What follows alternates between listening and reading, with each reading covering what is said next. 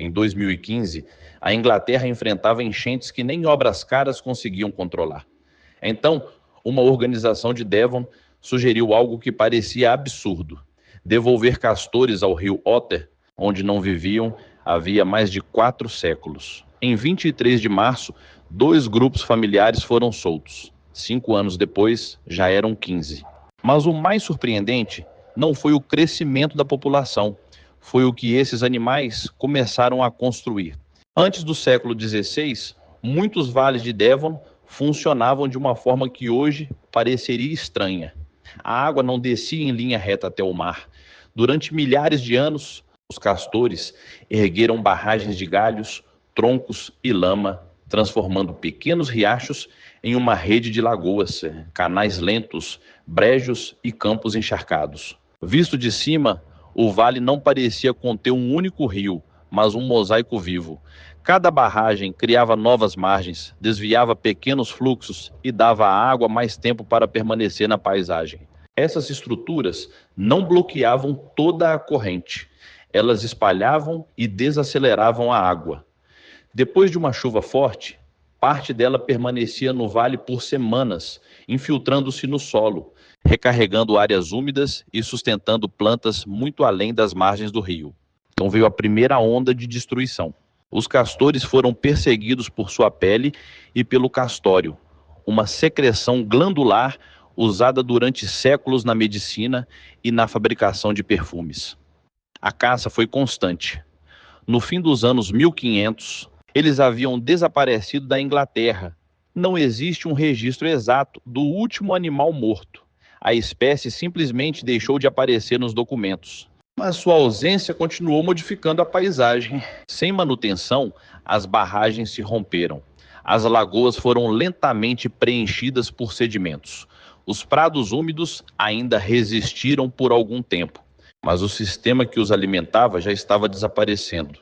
Depois veio a segunda onda, mais lenta e quase invisível. Sem os castores para espalhar a água, muitos rios começaram a aprofundar seus próprios canais. Em vez de transbordar suavemente sobre a planície, a corrente passou a correr com mais velocidade em direção ao mar. Agricultores drenaram áreas úmidas para criar pastagens, uma decisão que parecia lógica porque a água já não permanecia ali como antes. Nada disso aconteceu de uma só vez. A transformação levou gerações. E foi justamente aí que surgiu a terceira onda, talvez a mais perigosa.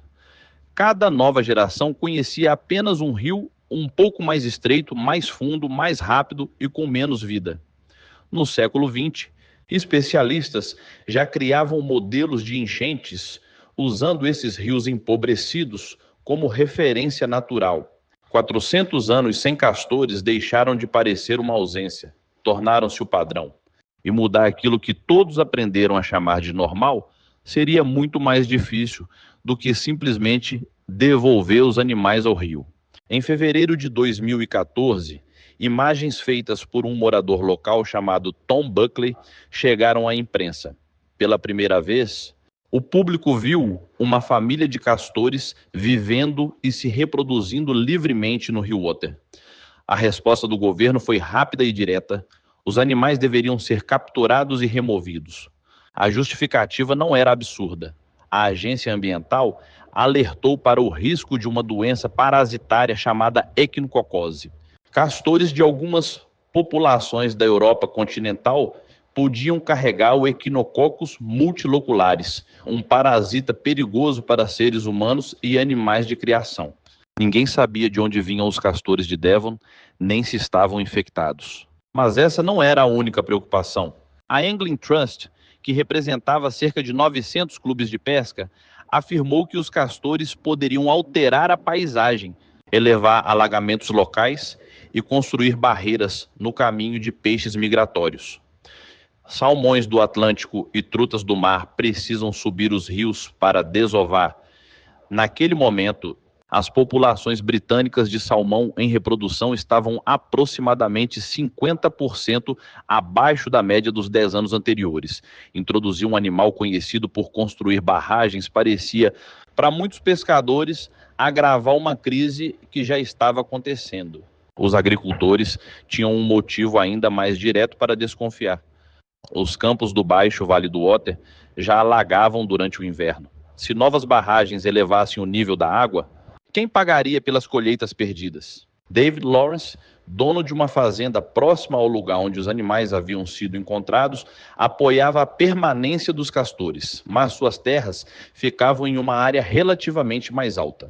Agricultores em terrenos baixos e mais distantes rio abaixo enxergavam um risco diferente. E suas preocupações não eram apenas teóricas. Ao longo do projeto, a atividade dos castores afetou áreas agrícolas. Em 5 locais, um pequeno campo de batatas orgânicas ficou completamente inundado. Pomares próximos às margens precisaram receber telas metálicas para impedir que os animais roessem as árvores. Lawrence reconheceu os problemas, mas descreveu os danos em sua propriedade como pequenos e administráveis.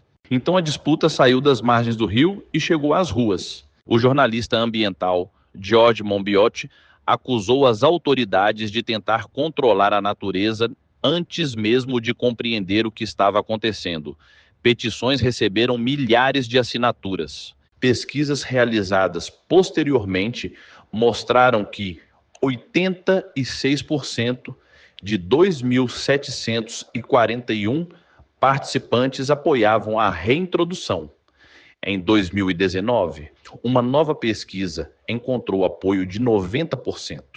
E no centro de tudo estava Tom Buckley.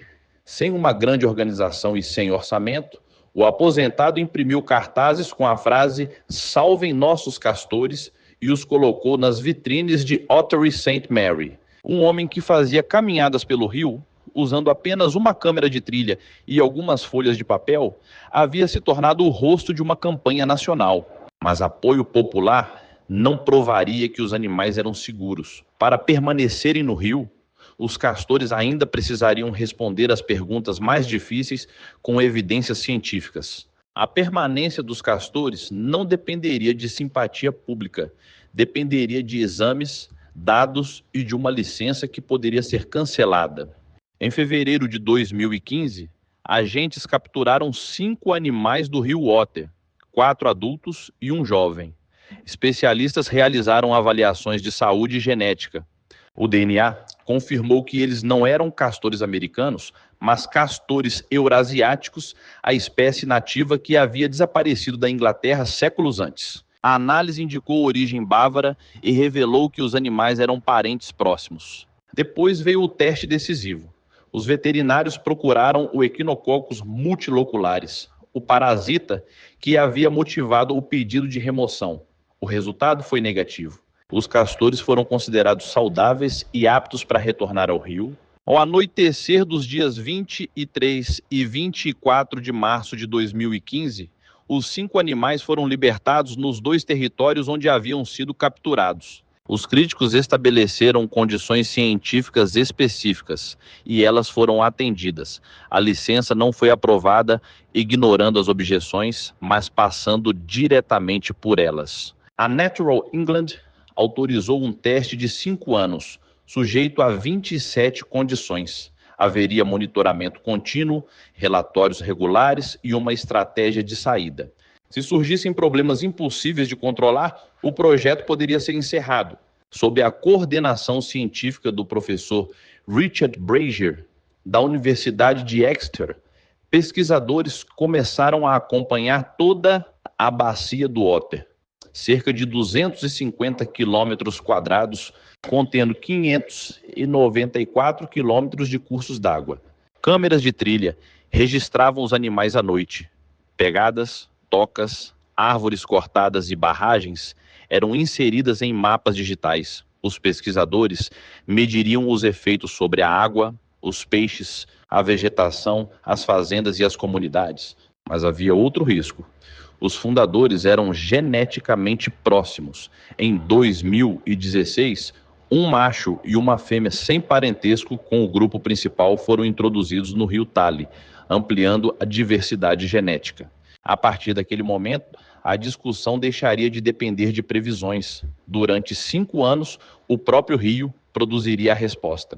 Em fevereiro de 2020, Os pesquisadores reuniram os resultados. Três números mudaram o debate. Em outubro de 2019, havia 28 barragens em toda a bacia. Juntas, retinham água ao longo de apenas 1,9 quilômetro, cerca de 0,3% dos 594 quilômetros monitorados. Nenhuma estava no canal principal do rio Otter. Todas surgiram em pequenos afluentes e canais laterais. O temido bloqueio da rota migratória dos peixes não aconteceu. Então, veio a descoberta mais inesperada. Nas lagoas criadas pelas barragens, os pesquisadores encontraram 37% mais peixes do que em trechos comparáveis sem essas estruturas. Perto de East Budleigh, uma família construiu 6 barragens acima de uma vila atingida por enchentes de inverno. Ao armazenar água temporariamente e liberá-la mais devagar, elas reduziram os picos de cheia que atravessavam a comunidade. Mas havia um quarto resultado. Em um local com 13 barragens, as lagoas começaram a reter sedimentos carregados de esterco, chorume e fertilizantes. Partículas que antes seguiriam o rio abaixo, afundavam e permaneciam presas. A água saía mais limpa. Sem concreto, bombas ou máquinas, os castores estavam armazenando água, reduzindo enchentes, criando habitat para peixes e filtrando parte da poluição agrícola. 5 anos de pesquisa levaram a uma conclusão clara. No conjunto, os benefícios dos castores superavam os custos. Mas o relatório revelou um problema difícil de resolver. Quem recebia os benefícios nem sempre era quem suportava os prejuízos. Uma vila rio abaixo podia sofrer menos enchentes porque as barragens armazenavam água nas cabeceiras. Ao mesmo tempo, um agricultor rio acima podia perder parte de um campo quando essa água se espalhava pela planície. Para a comunidade, o saldo era positivo. Para o proprietário afetado, a perda era imediata.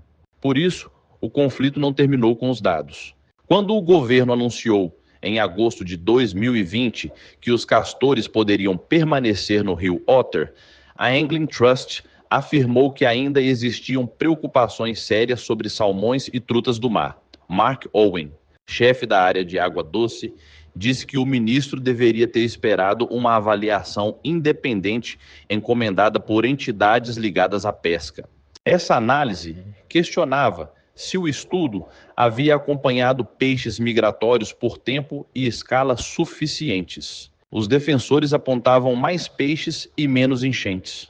Os críticos lembravam que uma barragem mal localizada ainda poderia bloquear uma rota essencial. Desde o início, a questão dos peixes era a maior ameaça ao projeto. E os próprios peixes estavam prestes a responder. Os dados não mostraram um rio bloqueado. Durante períodos de água alta, pesquisadores registraram trutas saltando e atravessando as barragens. Nenhuma estrutura interrompeu a migração no canal principal do Otter. Mas a maior surpresa estava atrás das barragens. Trutas jovens, salmões juvenis e outros peixes começaram a ocupar as lagoas criadas pelos castores. A água mais lenta e profunda oferecia abrigo contra predadores, enquanto insetos e pequenos moluscos forneciam um alimento abundante. No verão, quando trechos abertos do rio podiam aquecer até níveis perigosos para os peixes jovens, algumas lagoas permaneciam mais frescas e estáveis. Em vez de funcionarem apenas como obstáculos, elas também criavam áreas de refúgio. E o efeito não terminou nos peixes. As novas zonas úmidas passaram a favorecer anfíbios, aves aquáticas e mamíferos ligados às margens. Ratos d'água, uma espécie em declínio na Inglaterra havia décadas, começaram a reaparecer em trechos do Otter. Ninguém havia criado o projeto para recuperar ratos d'água. Eles voltaram porque os castores reconstruíram as margens e os habitats de que precisavam. Em agosto de 2020, o governo britânico tomou uma decisão que parecia impossível 6 anos antes. Os castores poderiam permanecer no rio Otter e se espalhar naturalmente pela bacia. A experiência começara com 2 famílias. Ao final do teste, os pesquisadores estimavam 15 territórios familiares. Sem transferências planejadas, os animais avançaram pelo sistema fluvial, alcançando o rio Tale e pequenos afluentes. Em 2022, sinais de expansão já apareciam em outras bacias de Devon, incluindo Coombe e Exe. Devon deixou de ser uma exceção. Em novembro de 2020, um casal foi levado para uma área cercada na Reserva Natural de Hatchmere, em Cheshire. No início de 2021, novos projetos receberam castores na borda de South Downs e no oeste de Dorset. Mais ao norte, 2 adultos já haviam sido soltos em abril de 2019 no Cropton Forest, em Yorkshire. A família cresceu até 10 indivíduos. Em 2022, a filha mais velha foi transferida para Sculthorpe Moor, em Norfolk, e unida a um macho escocês para estabelecer uma nova colônia. Uma disputa iniciada em um único rio estava se transformando em uma rede nacional. Então veio a mudança legal. Em 1º de outubro de 2022, o castor eurasiático tornou-se uma espécie europeia protegida na Inglaterra. Capturar, ferir, matar ou perturbar deliberadamente um castor ou destruir seus locais de reprodução e descanso passou a ser ilegal sem licença.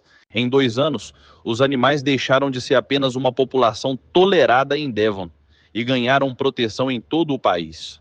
Mas isso não significava que qualquer organização poderia simplesmente soltá-los na natureza. A próxima batalha seria decidir onde, como e sob quais regras novas populações poderiam ser liberadas. Em fevereiro de 2025, a Inglaterra abriu caminho para libertar castores fora de cercados. A primeira licença havia sido concedida em 10 de fevereiro ao National Trust para o projeto de Purbeck, em Dorset.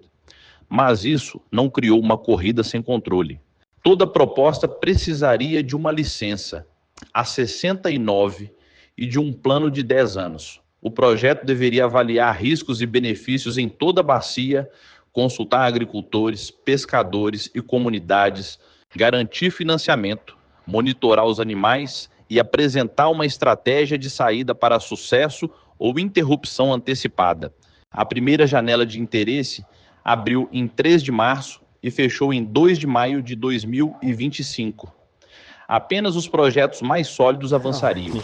Em fevereiro de 2026, Natural England anunciou mais 2 projetos licenciados no sudoeste e lançou uma ferramenta de mapas para indicar onde castores poderiam prosperar, construir barragens ou interagir com estradas, fazendas e estruturas. O que começara com uma câmera no rio Otter, agora se transformava em um sistema nacional de planejamento.